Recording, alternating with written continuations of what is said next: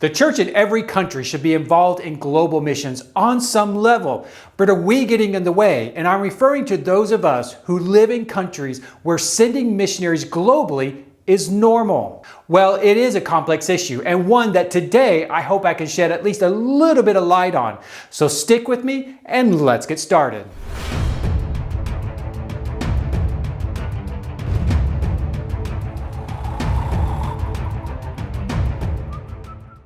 Hey, my name is Steve and welcome to our channel, where our aim is to help you grow in your knowledge, know-how, and involvement in global missions.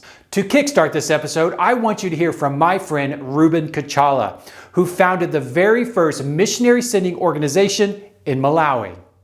We are only involved, generally, in preaching the gospel to our own people within our own borders. We are an inward-focused church. In fact, Malawi is still regarded as a mission field. But why is the situation like this? Well, people can give many answers to this question, but we believe that the main reason in general why we are still preaching to our own people within our own borders and doing very little in frontier missions is because of lack of mission mobilization. We believe this is where our early missionaries from the West failed. Right from day one, when the gospel came to Malawi, the missionaries did not emphasize in this area of mobilizing Malawi for global missions. We were only taught to believe the gospel and take it to our own people. We were not taught that it is our right and our calling to join them in taking the gospel to the ends of the earth. That is why, until today, Malawi is still unaware or not mobilized in the area of taking the gospel to the ends of the earth. That is our history. That is where we are coming from. And that is what has made us to be where we are today. But I have good news. God, in his own way, is now mobilizing Malawi for global missions. Is now pushing Malawi to take the gospel from us to the ends of the earth, to the peoples of the world who have little or no access to the gospel. Now, one thing Ruben often says, the missionaries who came to Malawi did a lot of great kingdom work. I mean, they wouldn't be where they're at if the first missionaries hadn't showed up to their land. But with that said, there was a critical component within their discipleship that was missing.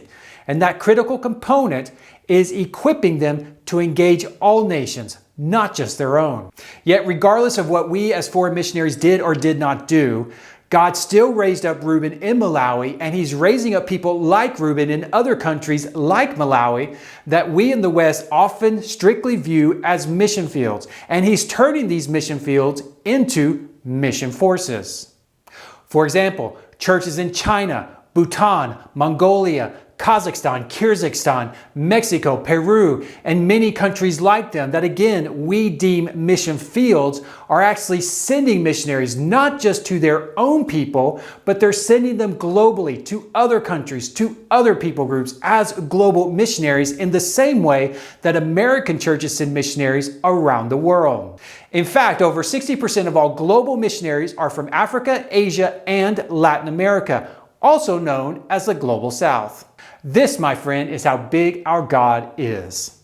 God doesn't care if someone is Western, wealthy, or highly educated. He isn't restricted by someone's race, nationality, or the size of their bank account. Because God is God, and He has and He continues to raise up the church globally to engage globally. As such, I want to ask you this question. Now, I assume your mission strategy in your church includes going to a mission field, reaching the people, and then equipping them and sending them out to reach their own people. But the question is, at the same time, are you also casting vision for global missions? Are you also mobilizing them and helping them discover their way to engage globally? If not, I strongly encourage you to change your strategy. Yes, it is good, it is right, it is biblical to reach people and then train them to reach their own people. I agree with that 100%. But in Matthew chapter 28, Jesus told his disciples at the end of that passage to teach them everything he had commanded them. And in teaching them everything he had commanded them, that include teaching the next generation of disciples to take the gospel to all nations, not just their own. And so to fully help the churches in the places that we're serving, we need to cast vision and help them develop mobilization and sending structures so they too can be involved in global missions just as much as we are from the West. If this video resonated with you, I encourage you to share it, like it, and subscribe to our channel. I'll see you next time.